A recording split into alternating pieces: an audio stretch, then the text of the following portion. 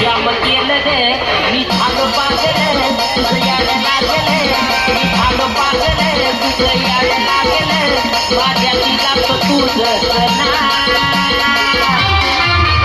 या टाईवरला जीव थोडा या टाईवरला जीव थोडा या टाईवरला जीव थोडा या टाईवरला जीव थोडा